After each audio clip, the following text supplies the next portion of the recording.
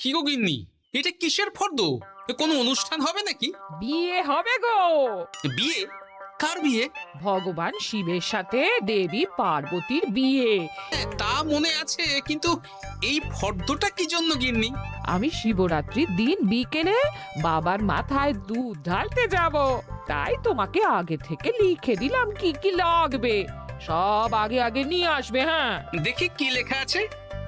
দুধ 1 সের, গঙ্গা জল, নারকেল, ঘি, মধু, দই, সন্দেশ, রসগোল্লা, আকন্দ ফুলের মালা, ধূপ, মোমবাতি, 108টা বেলপাতা, ধূত্র ফুল, নীলকণ্ঠ ফুল, লাল পাড়, সাদা পাটের শাড়ি। ওরে বাবা, এত কিছু! হুম, এখন ওরে বাবারে মারে কিছু চলবে না, চলবে না। আর আগে থেকে লিখে দিয়েছি, আমি কোনো বায়না শুনবো না। হ্যাঁ, যদি না নিয়ে আসো তাহলে কিন্তু চলে যাব। হ্যাঁ, বলি, শিবরাত্রির দিন তো মেয়েরা বাবার মাথায় দুধ জল ঢালে বাবার মতন স্বামীর কামনায়। তা আমি তোমার স্বামী তো উপস্থিত, তাই এত কিছু। তোমার মঙ্গল কামনায় গো। তুমি আর বাড়তি কথা বলবে না, যা বলেছি সেদিন নিয়ে আসবে। হ্যাঁ, বেশ বেশ, ঠিক আছে বাবা, ঠিক আছে। তাহলে আমি এখনই যাই, সব দোকানে দোকানে বায়না করে আসি। সেদিন তো এইসব জিনিসের চাহিদা তুঙ্গে থাকে। হ্যাঁ, তা যাও, সেটাই বুদ্ধিমানের কাজ হবে। হ্যাঁ,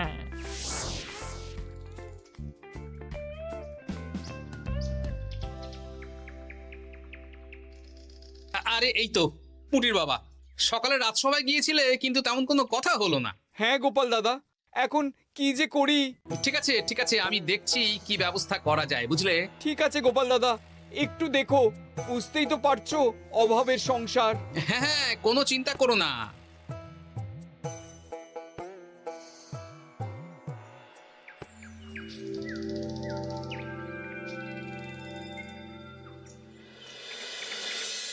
আচ্ছা, আজ তাহলে শিবরাত্রির আয়োজন নিয়ে আলোচনা হোক। মহারাজ, এসব নিয়ে আপনি চিন্তা করবেন কেন? আরে আমার মতন একজন মন্ত্রী থাকতে আপনার মাথা ঘামানোর কোনো দরকারই নেই। না না মহারাজ, একদম মন্ত্রী মশাইকে দায়িত্ব দেবেন না। উনি প্রত্যেকবার দায়িত্ব নিয়ে সব তালগোল করে দেন, আর সব শেষে বলেন আমার ভুল হয়ে গেছে, আমাকে ছেড়ে দিন। এই গোপাল গোপাল, একদম বাজে কথা বলবে না। আমি এখন ভালো হয়ে গেছি। ভালো না কালো? মহারাজ মহারাজ, আপনি আমাকে দায়িত্ব দিন, আমি সব সামলে দেব। সব কাজ সবাই মিলে করলেই তো ভালো। পুজো পাঠের দায়িত্ব আমার, বাকি আমি জানি না। সে ঠিক আছে, কিন্তু পুজোর জোগাড় অনেক দায়িত্ব, সব হিসেব করে কেনাকাটা করতে হয়। সবচেয়ে বড় ব্যাপার, তার জন্য সৎ হতে হয়। আমি কি অসৎ নাকি? আমি সব দায়িত্ব নেব। না, আমি নেব। আমি নেব। আমি। আহ, চুপ চুপ, একদম চুপ। গোপাল দায়িত্ব নেবে না মন্ত্রী, সেটা তো বিচার করতে হবে। কিভাবে বিচার করবেন মহারাজ? হ্যাঁ, একটা বুদ্ধির পরীক্ষা নেওয়া হবে। আমি এখন গোপালের চেয়ে অনেক বুদ্ধিমান হয়ে গেছি। তাহলে তো ভালো, তুমি গোপালের বুদ্ধির পরীক্ষা নাও। যদি গোপাল জিতে যায় তাহলে গোপালই দায়িত্ব পাবে, নইলে তুমি। ঠিক আছে, আমি এক্ষুনি প্রশ্ন করছি। হ্যাঁ হ্যাঁ, করুন করুন। হ্যাঁ, এমন কি জিনিস যা তুমি যতই খাও পেট ভরবে না? বাবা, মন্ত্রী কি প্রশ্ন করলে! গোপাল, বলো বলো বলো। এবার জমবে মজা। বেশ, তাহলে বলি। হ্যাঁ, বলো বলো। উত্তর হলো বাতাস। যতই খাও পেট ভরে না। গোপালের কি বুদ্ধি! ও মন্ত্রী মশাই, এই গোপাল তো প্রথম দানেই বাজিমাত করে দিল। হ্যাঁ, প্রথমটা তো সহজ ছিল। ঠিক আছে, এতই যদি বুদ্ধিমান হও তাহলে আরেকটা পরীক্ষা দাও। হ্যাঁ মন্ত্রী, বলো। এবার আপনারা একটু অপেক্ষা করুন, আমি আসছি।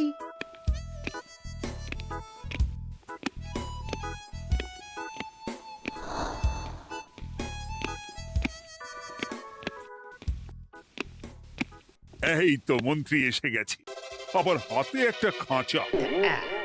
এই নাও গোপাল, এই খাঁচায় একটি অদৃশ্য মুরগি আছে। তুমি যদি বুদ্ধিমান হও তবে এর মাংস রান্না করে আজ নৈশভোজে মহারাজকে খাওয়াতে হবে। যদি না পারো, দায়িত্বের দও পাবে না। বেশ, তাহলে দিন, আমি রাতেই আসছি, রান্না করে নিয়ে আসছি। আপনারাও সবাই হাজির থাকবেন কিন্তু।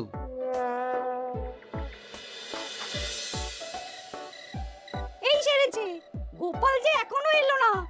গোপাল নির্ঘাত ফেসেছে। এই তো চলে এসেছি। এ কি গোপাল, তুমি তো খালি হাতে। মাংসের ঝোল রেঁধেও এনেছি। কই গোপাল, অদৃশ্য মুরগির ঝোল কোথায়? হ্যাঁ, কোথায় গোপাল? আহ, মহারাজ, অমন সুস্বাদু মুরগি আমি আগে কখনো খাইনি। আমি সেটা রান্না করে রাজপ্রাসাদের প্রধান ফটকের বাইরে রেখে এসেছি। মস্করা হচ্ছে? চলুন তো গিয়ে দেখি। হ্যাঁ, চলো তো।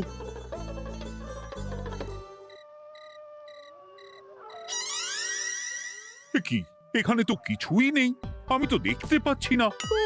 আমরা তো কেউ কিছু দেখতেই পাচ্ছি না। কোথায় কোথায় মাংসের ঝোল? আরে মন্ত্রী মশাই, অদৃশ্য মুরগি রান্না করলে ঝোলটাও তো অদৃশ্যই হবে। আপনি দেখতে পাচ্ছেন না, মানে আপনার মনে পাপ আছে, নইলে আপনার চোখের সমস্যা।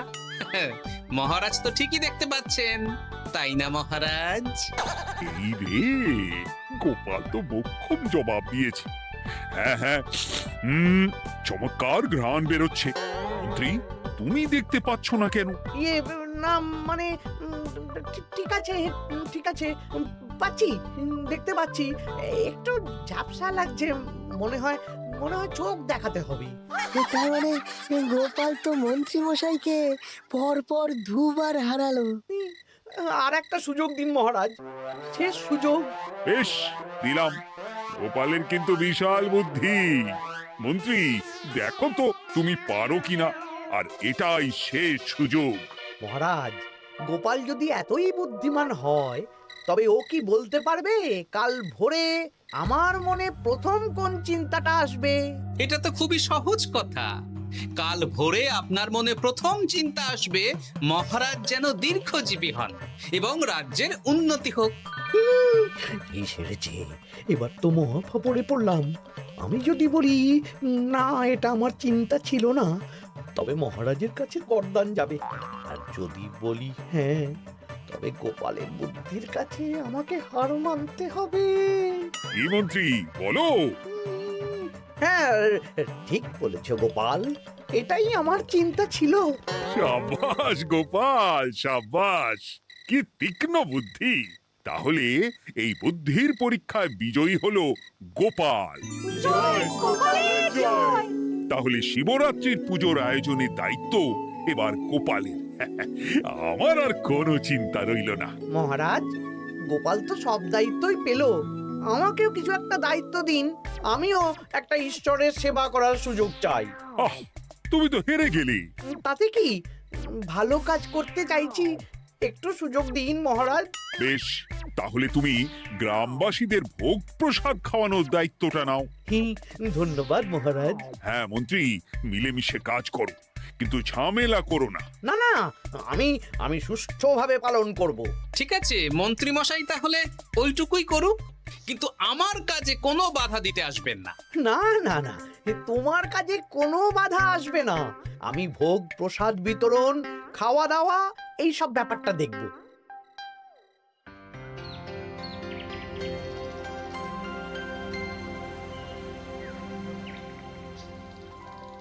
বলুন মন্ত্রীমশাই, সকাল সকাল ডেকে পাঠালেন।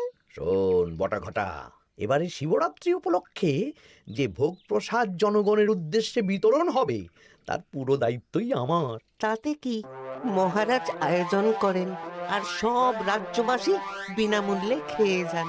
সেই প্রথা এতদিন চালু ছিল, কিন্তু এবার একটু অন্যরকম হবে। কিরকম কিরকম? তোরা দুজন আমার নাম করে সব গরিব প্রজাদের কাছ থেকে ভোগ খাওয়ার জন্য চাঁদা তুলবি। শিব পুজোয় চাঁদা? হ্যাঁ দাদা, না মানে ঘটা, খুব সামান্য।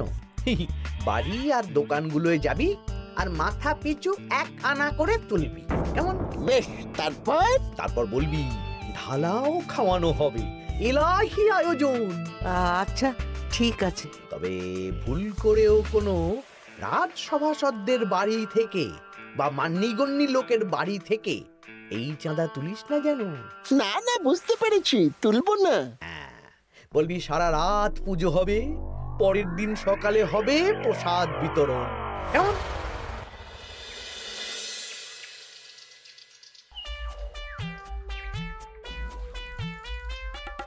বলা, এবারে শিবরাত্রি উপলক্ষে যে পূজা হবে তার ভোগ প্রসাদ খাবে তো? হ্যাঁ, নিশ্চয়ই নিশ্চয়ই। এবারে সব দায়িত্ব মন্ত্রী মশাইয়ের, এলাহি আয়োজন। তা তোমাদের বাড়িতে কতজন সদস্য? আমি আর আমার গিন্নি দুজন। তাহলে দুয়ানা দাও, এক আনা করে দুজন। আবার অর্থ দিতে হচ্ছে? হ্যাঁ, এলাহি আয়োজন, তাই এই সামান্য অনুদান। আচ্ছা বেশ, এই নাও দুয়ানা। চিন্তা করো না ভোলা, এমন খাওয়ানো হবে না। রাতের বেলা শিব পুজো আর পরের দিন সকালে জীব পুজো।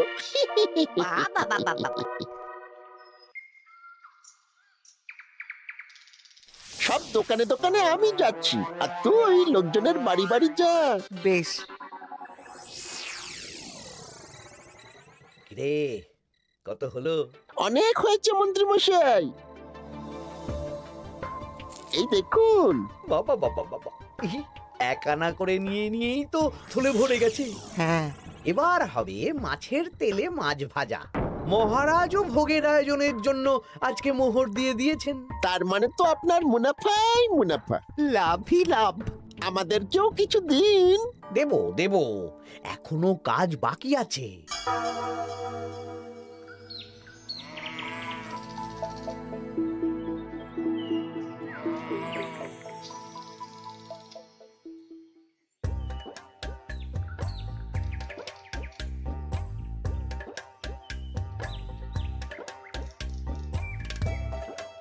আরে আরে গোপাল দাদা যে, এত কিছু কি নিয়ে যাচ্ছ? এই তো শিবরাত্রির পুজো উপলক্ষে দশকর্মার বাজার রাজবাড়ি নিয়ে যাচ্ছি। এবারে তো এলাহি ভোগের আয়োজন। রাতের বেলা শিব পুজো আর পরের দিন সকালে নাকি জীব পুজো। মন্ত্রী মশাই দায়িত্ব নিয়ে খাওয়াচ্ছেন। না না, খাওয়ার আয়োজন তো এমন কিছু নয়। আমি যতদূর জানি ওই খিচুড়ি, আলুর দম, ছেঁচড়া, পায়েস, চাটনি আর একটা করে মিষ্টি। আর যতদূর জানি এই ভোগ খাবার জন্য সব গ্রামবাসী থেকে মাথা পিছু এক আনা করে নিয়েছেন। হ্যাঁ, ভোগের প্রসাদ তো বিনামূল্যে। মন্ত্রীমশাই এক আনা করে মাথা পিছু নিয়েছেন? হ্যাঁ গো, এরকম তো কথা ছিল না। আচ্ছা আচ্ছা, আমি দেখছি কি করা যায়। দেখছি আমি দেখছি।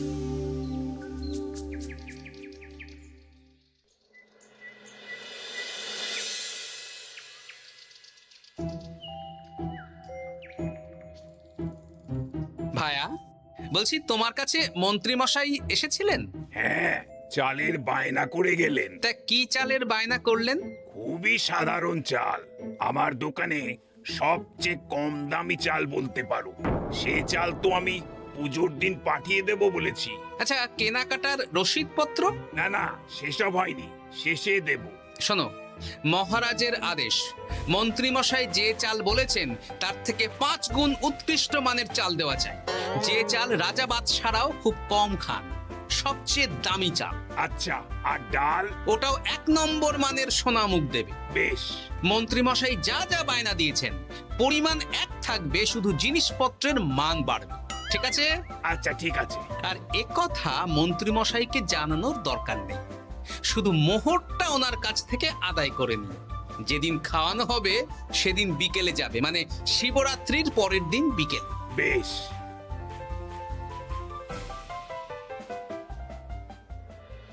নাও ধরো গিন্নি, যা যা বলেছিলে সব কিনে এনেছি। এবার আমি মন্দিরে গেলাম, কেমন? ঠিক আছে গো, তুমি কি ভালো। দীক্ষেতা, চললাম এখন ভিড় সামলাতে।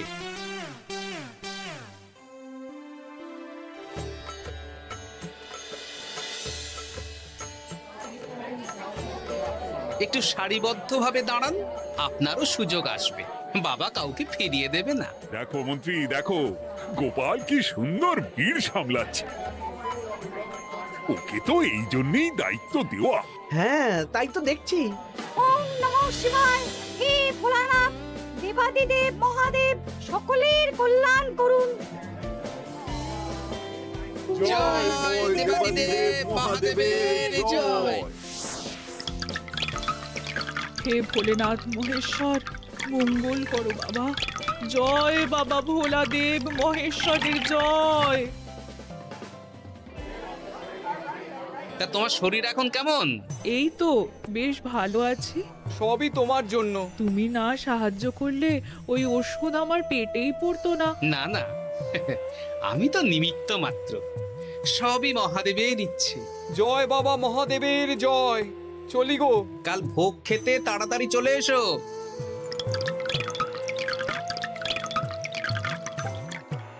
জয় দেবাদিদেব মহাদেবের জয়।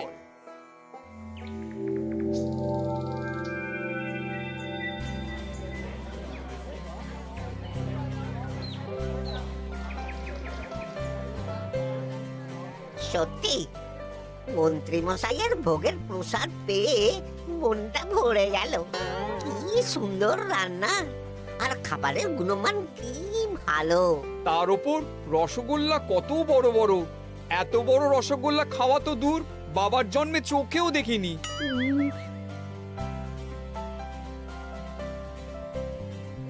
এই সেরেছে।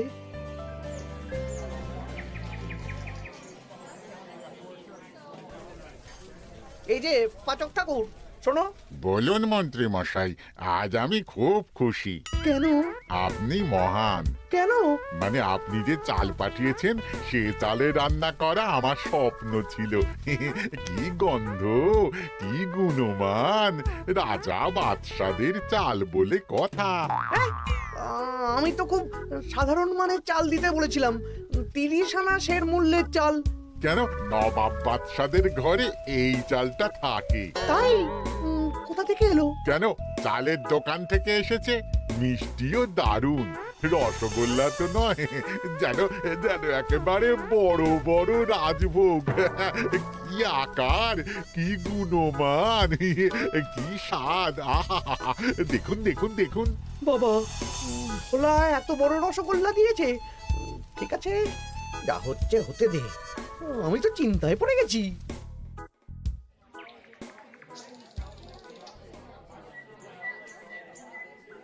মন্ত্রী, তুমি কি করেছো?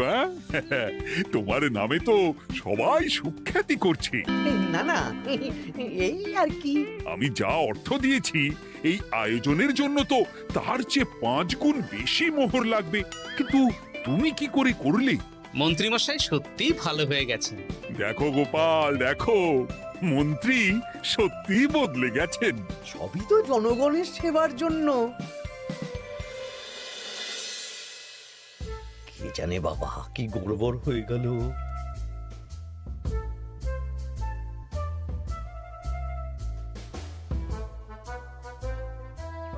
মন্ত্রী মশাই, বকেয়া পাওনা নিতে এলাম। আপনার মোট হয়েছে চালের 350 মোহর, মুগ ডালের 250 মোহর, আর মশলাপাতি 100 মোহর। হ্যাঁ, বলো কি? মন্ত্রী মশাই, ওই আপনার মোট বকেয়া 300 মোহর। আর আমার এই 150 মোহর। হ্যাঁ, চলুন মহারাজ, একটু মন্ত্রীমশাইয়ের বাড়ির দিকে ঢু মেরে আসি। চল। চলুন, ওনাকে গিয়ে ধন্যবাদ জানিয়ে আসি। এই না না না, আরে আরে আমি কি করে দেব? আমি কি চন্দ্রমুখী আলু দিতে বলেছিলাম? আমি কি করে দেব?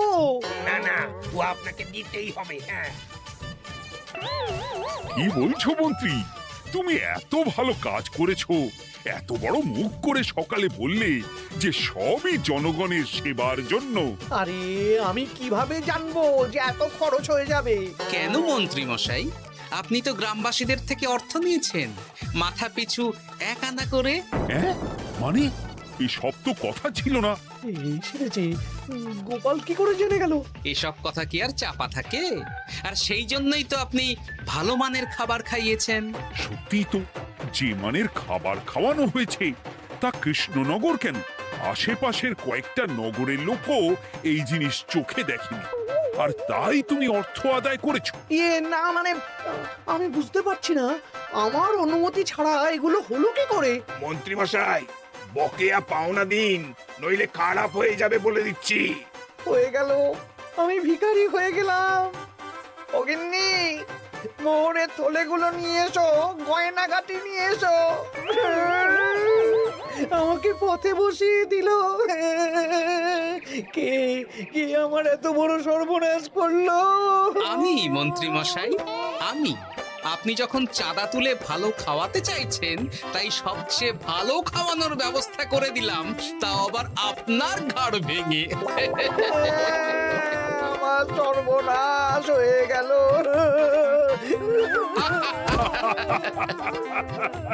জয় মহাদেবের জয়।